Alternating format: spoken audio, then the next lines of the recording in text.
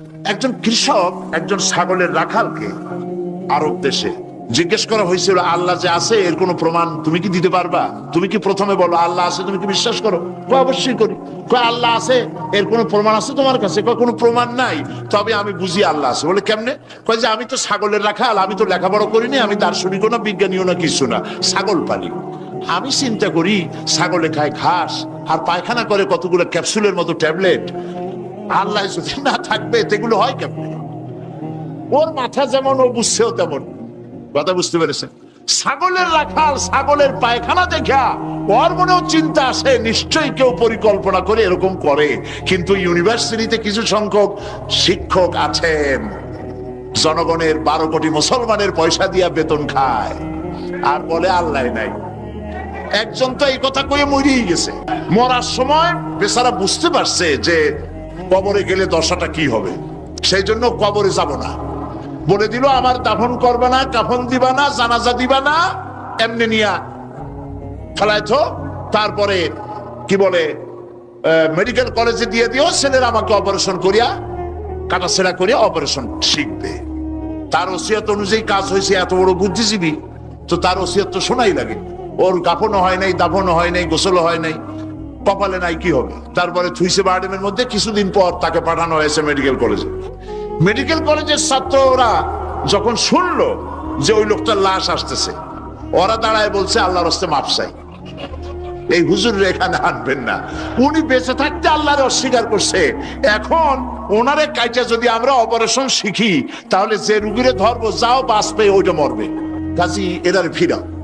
এরপরে মিয়া কোনো জায়গায় নিল না, আবার মিয়া বার্ডেমের ডিপ ফ্রিজের মধ্যে রেখে দিছে। আমার এখন চিন্তা হয়েছে যে এই লাশটারে যদি এখন রাস্তায় ফেলায় দেয় কুত্তাও খাবে না, কারণ আমার দেশের কুত্তা, আমার দেশের কুকুরেরা এতটা অভদ্র না যে কুকুরে এত পুরানা বাসি লাশ খাওয়ার মতো আমাদের কুকুর এত বেয়াদব হয় নাই, এতটা অসভ্য হয়ে পারে না। কাজী আল্লাহর সাথে যারা নাফরমানি করে আল্লাহ এরকম দেখান, তবে এগুলি বুঝবে কারা? বুঝবে কারা? আল্লাহ রাব্বুল আলামিন বলেন ওয়াতিলকাল আমসালু নাদরিবুহা লিন্নাস ওয়া মা ইয়াকিলুহা ইল্লাল আলিমুন। অসংখ্য দৃষ্টান্ত এই পৃথিবীর বুকে ছড়ায় রেখেছি। এসব দৃষ্টান্ত থেকে উপদেশ গ্রহণ করতে পারবে তারা যাদেরকে আমি রব্বুল আলামিন জ্ঞান দান করেছি, যাদের জ্ঞান দিয়েছি। ওরা তো জ্ঞান পায় নাই, ওরা পাইছে বুদ্ধি। ওরা কি পেয়েছে? বুদ্ধি। আল্লাহ কোরআন শরীফে কোথাও বলেন নাই যে তোমরা আমার কাছে দোয়া করো আল্লাহ আমার বুদ্ধি বাড়ায় দাও। আছে না এরকমের কথা? আল্লাহ কি বাড়াইতে বলছেন? আল্লাহ রাব্বুল আলামিন বান্দাদেরকে শিখায়েছেন, বান্দার আমার কাছে দোয়া কর, রব্বি জিদনি ইলমা। পড়েন সবাই, রব্বি জিদনি ইলমা। আয় আমার রব, আয় আমার স্রষ্টা, তুমি আমার ইলমকে, আমার জ্ঞানকে বৃদ্ধি করে দাও। বলেন সুবহানাল্লাহ। সুতরাং আল্লাহ রাব্বুল আলামিন সম্পর্কে সামান্য লেখাপড়া যারা করে ওরা আল্লাহরে বুঝবে কি করে? তবে আল্লাহ কোনো অ্যাকশন নেন না। পিঁপড়া সে যদি হাতির দেখে একটা ঠ্যাং উঁচু করে বলে হে হাতি কত বড় একটা দেহ, এরকম যদি একটা বেসকি দেয়, তাহলে হাতি কি পিঁপড়ারে তাড়িয়ে আসে নাকি? আরে তোমার মতো ছাগল পাগল কইলো যে আল্লাহ নাই, তাতে আল্লাহর কিছু আসে যায়? ছাগল পাগল কুকুর ভেড়া এগুলোর কোনো দাম নাই আল্লাহর কাছে, এগুলোর কোনো মূল্য নাই। আল্লাহ পাক বলেছেন যারা আল্লাহরে অস্বীকার করে, যারা কাফের, তারা জানোয়ারের চাইতে নিকৃষ্ট। তারা হচ্ছে পৃথিবীর সমস্ত সৃষ্টি জগতের মধ্যে নিকৃষ্ট হচ্ছে তারা, যারা কাফের, যারা আল্লাহকে অস্বীকার করেছে। দেখুন কোরআন শরীফে আল্লাহ পাক এক জায়গায় বলেছেন, আমি মানুষ এবং জিনেদের মধ্যে এক শ্রেণীর মানুষ আর জিনকে তৈরি করেছি জাহান্নামের জন্য। জাহান্নামের জন্য তারা তৈরি হয়েছে। তারা লাহুম কুলুবুন লা ইয়াফকাহুনা বিহা, যাদেরকে অন্তঃকরণ দিয়েছি, এই অন্তঃকরণ দিয়ে সব বুঝলো, এই বিবেক দিয়ে সব বুঝলো, কিন্তু আমারে বুঝলো না, আমার সৃষ্টি বুঝলো না। ওয়ালাহুম আয়ুনুন লা ইউবসিরুনা বিহা, তাদের চোখ দিছি কিন্তু চোখ দিয়ে সব দেখলো, আমার সৃষ্টি দেখে আমাকে চিনলো না। তাদের কান দিলাম এ কান দিয়া সব শুনলো, কিন্তু মজলুম দুর্বলের ফরিয়াদ তাদের কানের মধ্যে ঢুকলো না। উলাইকা কাল আনআম, আল্লাহ পাক বলেন এগুলি হলো চতুষ্পদ। কি কোন আপনারা বলেন? কি জানোয়ার? কে বলতেছেন? আপনারা কি রাগ করতেছেন নাকি? আর রাগ করলে হবেটা কি? সৃষ্টি যিনি করেছেন, এই পদবাচ্যে বিশেষিত বিবেচিত করেছেন সেই আল্লাহ। আল্লাহ পাকই বলছেন বিবেক দিলাম, আমাকে চিনলে না, চোখ দিলাম, আমার সৃষ্টি দেখে আমাকে উপলব্ধি করলে না, হেদায়েত পেলে না, কান দিলাম, হক শুনলে না, উলাইকা কাল আনআম, মালিক চেনো নাই, কাজী তুমি হচ্ছ চতুষ্পদ জানোয়ারের মতো। এ পর্যন্ত বললে না হয় হতো, কিন্তু আল্লাহ আর একটু আগায় গেলেন। আল্লাহ পাক সামনে গিয়ে বললেন বাল হোক আদাল, জানোয়ারের চাইতে নিকৃষ্ট। কোরআন, কোরআন হচ্ছে বিশ্ববাসীর জন্য আল্লাহ পাকের পক্ষ থেকে সর্বশেষ হেদায়েতের কিতাব। এবং এই কোরআন পৃথিবীতে শুধু মুসলমানদের জন্য কোরআন আসেনি, কোরআন এসেছে সমগ্র মানব গোষ্ঠীর হেদায়েতের জন্য। কি বলেন? কোরআন কি শুধু মুসলমানদের? কোরআন সম্পর্কে আল্লাহ পাক বলেছেন হুদাল লিন্নাস, হাদা বায়ানুন লিন্নাস। এটা গোটা বিশ্বের সমগ্র মানব গোষ্ঠীর জন্য আল্লাহ পাক কোরআন নাজিল করেছেন। কি জন্যে নাজিল করার কারণ হচ্ছে মানব গোষ্ঠী সহ সমস্ত সৃষ্টির স্রষ্টাকে, বলুন সবাই, সৃষ্টি মধ্যে শ্রেষ্ঠ সৃষ্টিকে মানুষ, সেই মানব গোষ্ঠী যেন আল্লাহ থেকে বিচ্ছিন্ন হয়ে না যায়। তারা কিভাবে পথ চলবে, কেমনে তারা এই দুনিয়ায় চলবে, কিভাবে আল্লাহকে পাবে, সেই জন্য আল্লাহ পাক যুগে যুগে পেগম্বর পাঠিয়েছেন, অসংখ্য নবীদেরকে পাঠিয়েছেন, এবং তাদের মাধ্যমে জাতিকে, বিশ্ববাসীকে আল্লাহর দিকে আকৃষ্ট করার জন্য আল্লাহ পাক কিতাব নাজিল করেছেন। রাসূলের কাছে এই কিতাব নাজিল করে আল্লাহ পাক বলেছেন আলিফ লাম রা কিতাবুন আনজালনাহু ইলাইকা, হে নবী আমি আপনার প্রতি একখানা কিতাব অবতীর্ণ করেছি এই জন্যে, লিতুখরিজান নাসা, যাতে করে আপনি মানব মণ্ডলীকে বের করে আনতে পারেন, মিনাজ জুলুমাতি ইলান নূর, আপনি যাতে করে মানব গোষ্ঠীকে অন্ধকার থেকে আলোর দিকে নিয়ে আসতে পারেন, সেই জন্যে আমি এই কিতাবকে অবতীর্ণ করেছি। গোটা বিশ্ববাসী ছিল অন্ধকারের মধ্যে, আর আল্লাহ ইসলাম দিলেন, ইসলামের নাম, ইসলাম হচ্ছে আলো, আর একখানা কিতাব দিলেন, সেই কিতাবের নাম হচ্ছে কোরআন শরীফ। কিতাবখানার নাম কি? কোরআন শরীফ। আপনারা লক্ষ্য করুন, রাসূল করিম সাল্লাল্লাহু আলাইহি সাল্লাম যখন পৃথিবীতে এসেছিলেন তখন সমাজের অবস্থা কেমন ছিল? খারাপ ছিল না ভালো ছিল? ভালো ছিল না খারাপ ছিল? অত্যন্ত খারাপ ছিল। এই খারাপ জাতিকে, এই ধ্বংস প্রায় জাতিকে রাসূল করিম সাল্লাল্লাহু আলাইহি সাল্লাম ভালো করতে পেরেছিলেন নাকি পারেন নাই? একটি কথা আপনারা মনে রাখুন, মানুষের জীবনে মায়ের পেট থেকে যখন পৃথিবীতে আসে তখন তার শৈশব কাল, তার থেকে আসে কৈশোর, কৈশোর থেকে এসে তারুণ্য, এরপরে আসে যৌবন, তারপরে আসে বার্ধক্য। একবার বার্ধক্য এসে গেলে আর কখনো যৌবনে ফিরে যাওয়া, আর যৌবন কালে এসে গেলে আর কখনো তারুণ্যে অথবা কৈশোরে ফিরে যাওয়া, কৈশোরে এলে পরে শৈশবে আর ফিরে যাওয়া, এটা শুধু মানুষের ব্যাপারে প্রযোজ্য। খুব লক্ষ্য করুন, এটা শুধুমাত্র মানুষের জন্য প্রযোজ্য, সৃষ্টির প্রাণী জগতের জন্য এটা প্রযোজ্য যে যৌবন থেকে বার্ধক্যে গেলে আর যৌবনে ফিরে যাওয়া যায় না। কিন্তু এই কথা একটা জাতির ব্যাপারে প্রযোজ্য নয়। একটা জাতি যখন অনৈতিকতা, চরিত্রহীনতা, ধ্বংসের প্রান্ত সীমায় এসে দাঁড়ায়, তখন ওই মরণ উন্মুখ, বিস্ফোরণ উন্মুখ মরে যাওয়া জাতিকে আবার তার যৌবনে ফিরিয়ে দেওয়া যায়।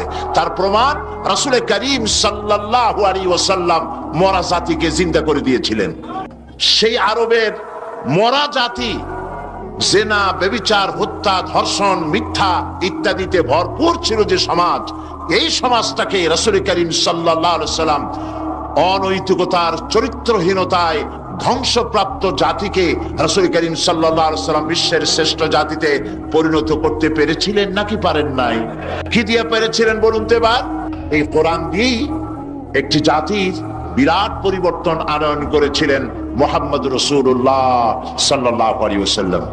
দেখুন, স্কুল, কলেজ, ইউনিভার্সিটি, মাদ্রাসাগুলিতে পরীক্ষা হয়, লেখাপড়া হয় এবং প্রত্যেকটি ক্লাসে অনেকগুলি সাবজেক্ট থাকে, সিলেবাসের অনেক বই থাকে।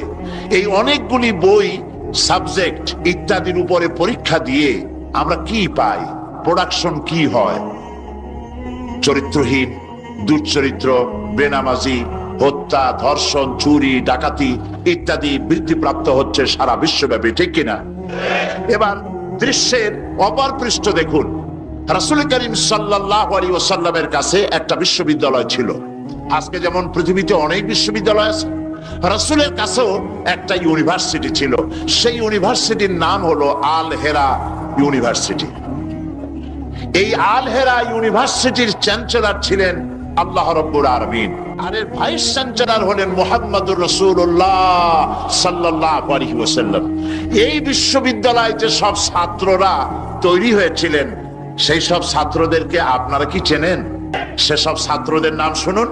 এই বিশ্ববিদ্যালয় থেকে যে সব ছাত্ররা বেরোলেন, তারা হলেন আবু বকর, ওমর, ওসমান, আলী, আমর ইবনুল আস, আব্দুর রহমান বিন আউফ, আবু উবাইদা ইবনুল জাররাহ, জুবাইর ইবনুল আওয়াম, জারির ইবনে বাজালি, আবু মুসা আশআরি, আবু হুরায়রা, আবু জাফর গিফারি, আবু যার গিফারি রিদওয়ানুল্লাহ তাআলা আলাইহিম আজমাইন। এই সব ছাত্র ওই বিশ্ববিদ্যালয় থেকে তৈরি হয়েছিল।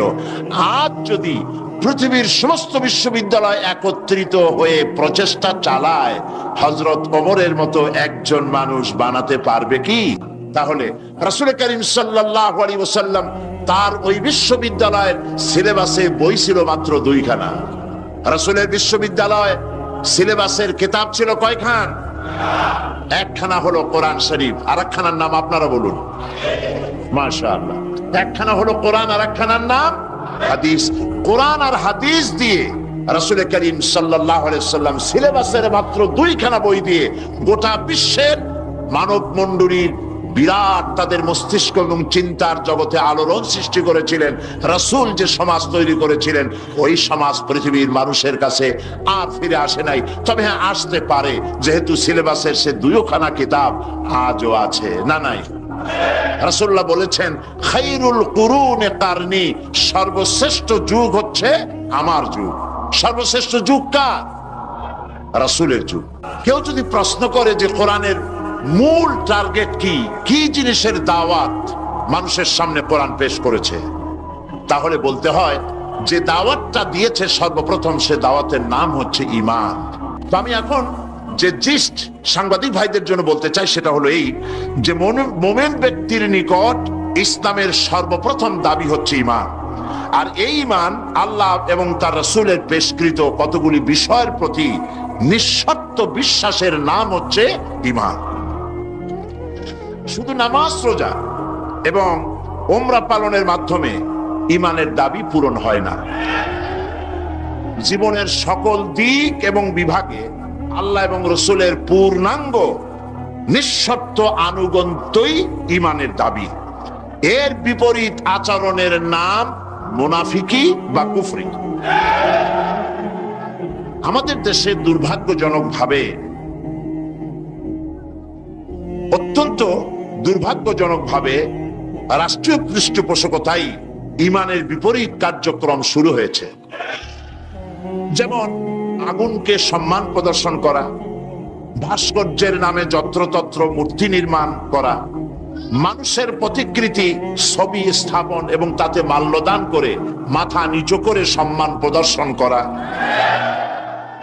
কপালে তিলক পরা, হিন্দুয়ানি কায়দায় বর্ষবরণ করা, বসন্ত মেলা, পৌষ মেলা, ভালোবাসা দিবসের নামে বেহায়াপনা, মঙ্গল প্রদীপ জ্বালানো ইত্যাদি বাঙালি সংস্কৃতির নামে যা কিছুই করা হচ্ছে তার অধিকাংশই দ্বীন এবং ঈমানের সাথে আদৌ সঙ্গতিপূর্ণ নয়।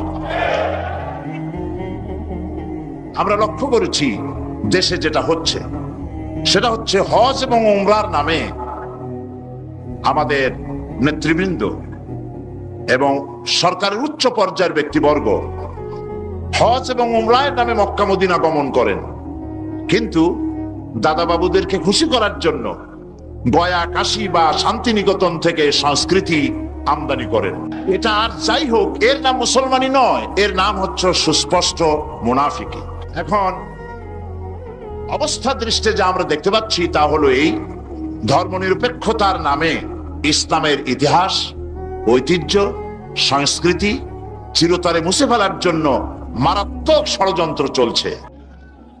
আরেকটি বিষয় হলো দেশে জনগণের নিকট তাওহীদের ধারণা স্পষ্ট না থাকার কারণে শিরক আর বেদাত মারাত্মক আকার ধারণ করেছে। সবের নিয়তেই লোকেরা অজ্ঞতাবশত শিরক করছে, পীর পূজা, মাজার পূজা, আস্তানা পূজা করে মানুষ তাদের ঈমান নষ্ট করছে। অন্যদিকে সাধারণ মানুষের অজ্ঞতার সুযোগ নিয়ে স্বার্থান্বেষী মতলববাজ কিছু লোক নিজেদেরকে অলি সম্রাট, সুফি সম্রাট, খুসনাক সম্রাট ইত্যাদি দাবি করে ইসলামের বিকৃত ব্যাখ্যা দিয়ে জনগণকে বিভ্রান্ত করছে।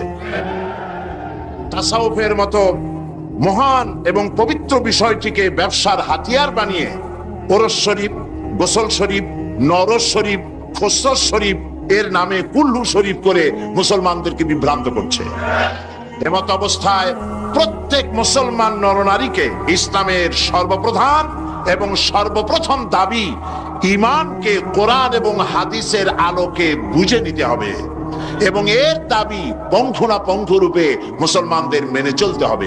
এই হলো আজকের বক্তৃতার সারাংশ আমি সাংবাদিক ভাইদের জন্য তুলে ধরলাম। কোরআনে কারীমের মূল দাওয়াত হচ্ছে ঈমান। সেই কথাটি কোরআনে কারীম থেকে আল্লাহ পাক বলছেন। আমরা চাই পৃথিবীতে শান্তি চাই আর আখিরাতে মুক্তি চাই। কয়টা জিনিস চাই আমরা? দুটি জিনিস। একটা চাই পৃথিবীতে শান্তি আর আখিরাতে মুক্তি। এই তিনটি জিনিস আমরা দাবি করি বা চাই।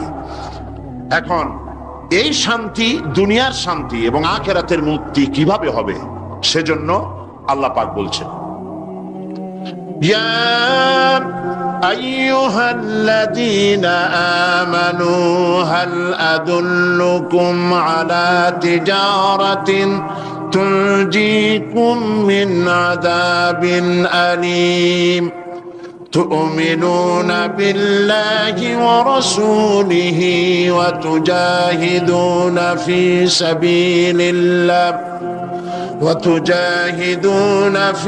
سبيل الله بأموالكم وأنفسكم ذلكم خير لكم إن كنتم تعلمون সাদাকাল্লাহুল আযীম। আল্লাহ পাক বলছেন সূরা আস-সাফ, হে বিশ্বাসীরা, তোমরা যারা ঈমান এনেছো শোনো, আমি কি তোমাদেরকে এমন একটা ব্যবসার কথা বলবো না যে ব্যবসায় তোমাদেরকে জাহান্নামের কঠিন পীড়াদায়ক শাস্তি থেকে রক্ষা করবে? এমন একটি ব্যবসার কথা আমি কি তোমাদেরকে বলবো না?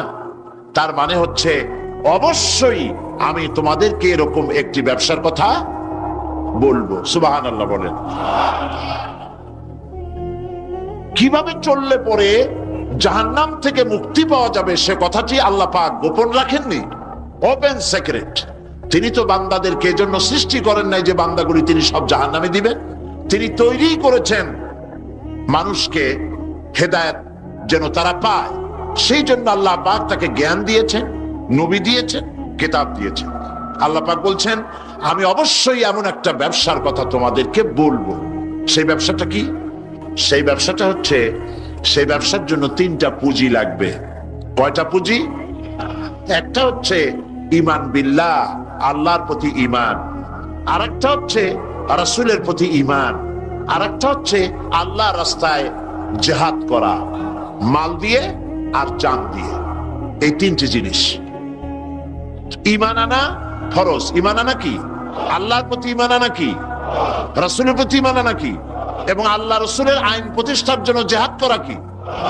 তিনটি জিনিসকে আল্লাহ পাক ফরজ করে দিয়েছেন। কে ফরজ করেছেন? আসুন ধীরে ধীরে আমরা এই তিনটি বিষয় আলোচনা করি। ব্যবসার কথাটা আল্লাহ বললেন কেন? ব্যবসার কথাটা এই জন্য বলেছেন, এর মধ্যে দুটি কারণ আছে। একটা কারণ হলো এই যে মানুষেরা ব্যবসাটা বোঝে খুব ভালো, ব্যবসার দিকে মানুষের মনটা খুব আকৃষ্ট থাকে। অল্প কাজ করে যদি বেশি মুনাফা পাওয়া যায়, মিনিমাম লেবার ম্যাক্সিমাম প্রফিট, মানুষ দেখবেন লাফায় পড়বে সেই কাজের জন্য। মাওলানা এহতেশামুল হক থানভী রহমতুল্লাহ আলাইহি তার এক ওয়াজের মধ্যে বলেছেন, আমি শুনেছিলাম, তিনি বলেছেন কিয়ামতের দিন, এটা রূপক কথা, কোরআন হাদিস নয়। কিয়ামতের দিন এক ব্যক্তিকে উপস্থিত করা হবে, তাকে ফেরেশতারা জিজ্ঞেস করবে যে আল্লাহর বান্দা, তোমার তো নেক এবং পুণ্য, পুণ্য এবং পাপ, নেক এবং বদ দুটি জিনিসই সমান সমান। এখন বলো তুমি কোথায় যাবা? তুমি কি বেহেশতে যাবা না তুমি দোজখে যাবা? লোকটি বলছে, সেই লোকটি ছিল খুব বড় ব্যবসায়ী, সে বলছে, ফেরেশতা ভাই, আমি দোজখও চিনি না বেহেশতও চিনি না, যেখানে গেলে আমার 2 পয়সা লাভ হবে সেইখানে আমি তোমায় আমারে পাঠাও। এর দ্বারা বোঝা যায় যে মানুষেরা ব্যবসার দিকে খুব বেশি আকৃষ্ট থাকে। যদি লস হয় দারুণ ভাবে মন খারাপ করে, একেবারে যায় যায় অবস্থা হয়ে যায়। এই জন্য ব্যবসার কথা আল্লাহ তুলে ধরলেন যাতে করে মানুষের মনটা ব্যবসার কথা শুনে আকৃষ্ট হয়। এ হলো এক। 2 নম্বরে, ব্যবসা করতে শুধুমাত্র পুঁজি লাগে না, আরো অনেক কিছু লাগে। শুধু পুঁজি হলে কি ব্যবসা হয়? যদি শুধু পুঁজিতে ব্যবসা হয় তাহলে আপনারা চেষ্টা করেন না, 10 লাখ টাকা নিয়ে নামেন, ব্যবসা সম্পর্কে কোনো জ্ঞান নাই, ব্যবসার কিছু জিনিসপত্র কিনে নিয়ে 10 লাখ টাকা বা 20 লাখ টাকার পুঁজি নিয়ে বসেন, 1 মাসও লাগবে না আপনার দোকানে লাল বাতি কয়েকটা জ্বলার জন্য, ঠিক কিনা? তাহলে ব্যবসা করার জন্য শুধু পুঁজি যথেষ্ট নয়, পুঁজির সাথে সাথে ব্যবসার জ্ঞান থাকতে হবে, ঠিক কিনা? অভিজ্ঞতা থাকতে হবে, জ্ঞান থাকতে হবে। এবং ব্যবসায় পুঁজি খাটাইয়া জ্ঞান নিয়ে বসে থাকলে হবে না, শ্রম দিতে হবে, লেবার দিতে হবে, রাত জাগতে হবে, চেষ্টা করতে হবে। দেশ বিদেশের ওই মালের, যে মালের ব্যবসা আপনি করেন তার দাম কোথায়, কেমন, কোথা থেকে কিনলে লাভ, আপনি এখানে বিক্রি করলে লাভ বেশি হবে, এই সব ব্যাপারে চিন্তা ভাবনা করতে হবে, শ্রম দিতে হবে, মেধা দিতে হবে, রাত জাগতে হবে, দৌড়দৌড়ি করতে হবে। এত কিছু করার পরে তারপরে ব্যবসা হওয়ার সম্ভাবনা আছে, তবে লসের সম্ভাবনাও উড়ায় দেওয়া যায় না। আল্লাহ পাক বলছেন আমার সাথে একটা ব্যবসা করো। এই ব্যবসাটা হলো ঈমানের ব্যবসা। এই ব্যবসাটা কিসের ব্যবসা? ঈমানের ব্যবসা। এই ব্যবসার জন্য, এই ব্যবসাটার উদ্দেশ্য কি? জাহান্নাম থেকে বাঁচা। বলেন ব্যবসার উদ্দেশ্য কি? জাহান্নাম থেকে বাঁচার জন্য একটা ব্যবসা আমার সাথে করো। সেই ব্যবসাটার পুঁজি হলো ঈমান। সেই ব্যবসার ক্যাপিটাল কি? ঈমান।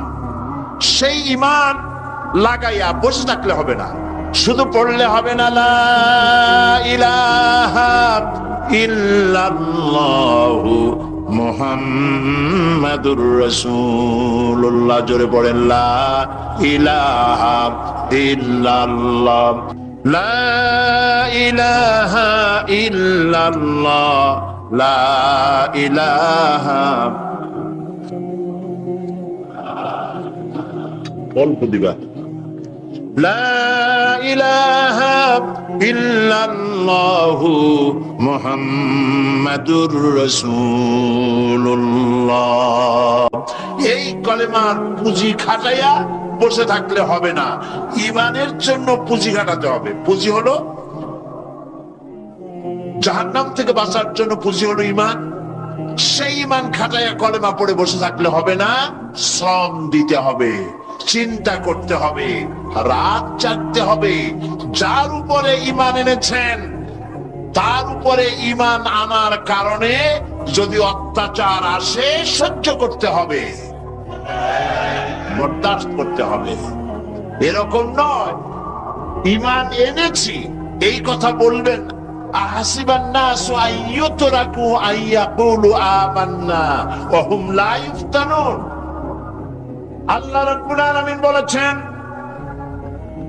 লোকেরা কি একথা ভেবেছে ঈমান এনেছি এই কথা বলার সঙ্গে সঙ্গে বিনা পরীক্ষায় আমি তাদেরকে জান্নাত দেব, এটা কি মনে করেছে, মনে করে নিয়েছে নাকি? ওয়াহুম লা ইফতানুন, তাদেরকে পরীক্ষা করা হবে না? অবশ্যই পরীক্ষা করা হবে। শুধু ঈমান এনেছে এই পুঁজি খাটালে হবে না, পরীক্ষা দিতে হবে, কষ্ট করতে হবে, মার খাইতে হবে, জেলে যেতে হবে, পরিশ্রম করতে হবে। এই ময়দানই হচ্ছে উত্তপ্ত ময়দান। এই ময়দান কি ময়দান? এটা কুসুমাস্তীর্ণ নয়, এটা কণ্টকাকীর্ণ ময়দান। সুতরাং আল্লাহ পাক বলছেন পরীক্ষা দিতে হবে। এই ঈমান আনলে পরে ঈমানের পুঁজি খাটাইয়া, তুমি যেমন ব্যবসার পুঁজি দিয়া চুপ করে বসে থাকলে যেমন ব্যবসা হয় না, এখানেও ব্যবসা হবে না কলেমা পড়িয়া। শুধু কলেমা পড়তে হবে, বিশ্বাস করতে হবে, এটার জন্য কাজ করতে হবে এবং কালেমা ভিত্তিক শাসন প্রতিষ্ঠার জন্য আন্দোলন করতে হবে, ময়দানে থাকতে হবে। আর এই কাজগুলি করলে পরে তখন আল্লাহ রাব্বুল আলামিন রাজি হবেন, খুশি হবেন, এর পূর্বে নয়। তবে দুনিয়ার ব্যবসা করতে গেলে সেই ব্যবসায় লাভও আছে, নোকসানও আছে।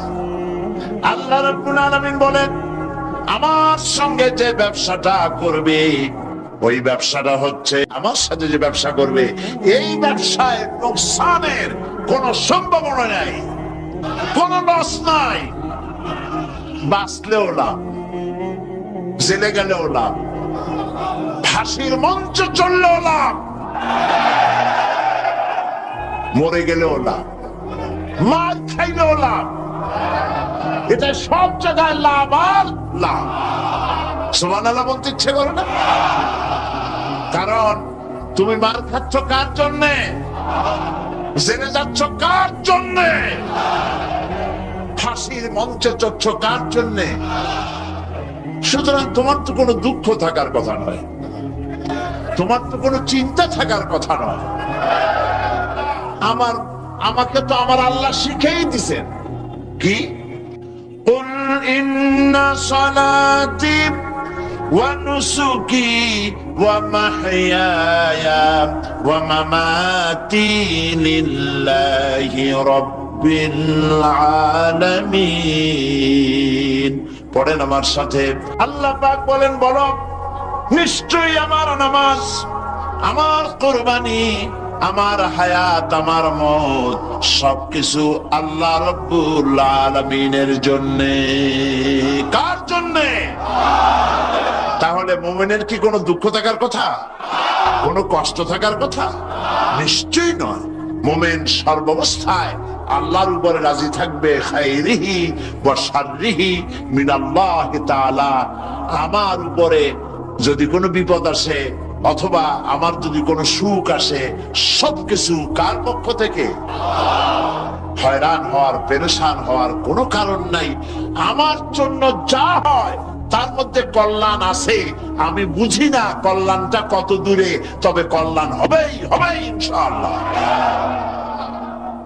আল্লাহ পাক বলছেন, শোনো, আল্লাহর উপরে ঈমান আনতে হবে।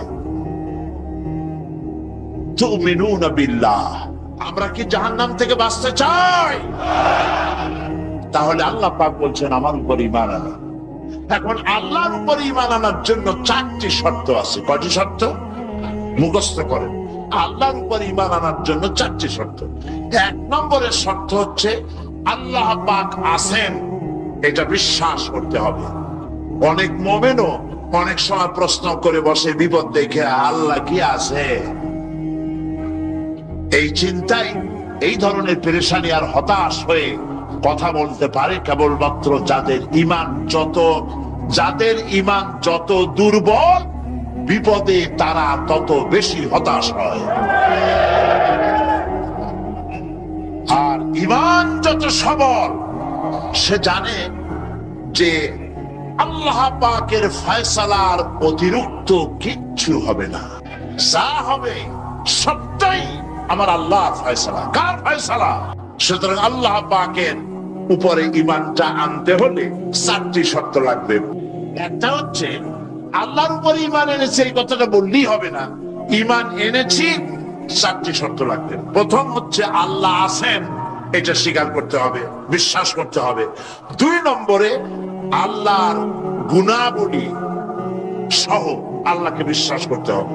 3 নম্বরে আল্লাহর ক্ষমতাটাকে স্বীকার এবং বিশ্বাস করতে হবে। 4 নম্বরে আল্লাহ পাকের আদেশ এবং নিষেধ এর উপরে বিশ্বাস করতে হবে। আসলে একটা একটা করে আলোচনা করি। 1 নম্বরে আল্লাহ আছেন। আমার মনে হয় এই ব্যাপারে বক্তৃতা করার কোনো দরকার নাই, কারণ আল্লাহ নাই এই চিন্তা যারা করে তাদের এই মাহফিলে এসে বসার কোনো জরুরত নাই, ঠিক কিনা? তা আমি ধরে নিতে পারি যে যারা আসছেন, বসে আছেন, দাঁড়ায় আছেন, সব আল্লাহরে বিশ্বাস করে। সুবহানাল্লাহ। আল্লাহ ছিলেন, আছেন, থাকবেন। যারা বিশ্বাস করে না এগুলো পোড়া কপাল, ঠিক কিনা? এই পোড়া কপাল নেই। তবে আমি যদ্দূর লেখাপড়া করেছি, যদ্দূর আমি পড়াশোনা করেছি, তাতে আমি দেখেছি আল্লাহ সম্পর্কে সন্দেহ পোষণ কোন কৃষক করে না, কোন রিক্সাওয়ালা করে না, কোন কুলি মজুর করে না, কোন চিনেবাদাম বিক্রেতা করে না, কোন মাঝিরা, নৌকার মাঝিরা করে না, সাধারণ মানুষেরা করে না। আল্লাহর ব্যাপারে কোনো সন্দেহ পোষণ করে না। সন্দেহ পোষণ করে কারা? বুদ্ধির ঠেলায় মাথায়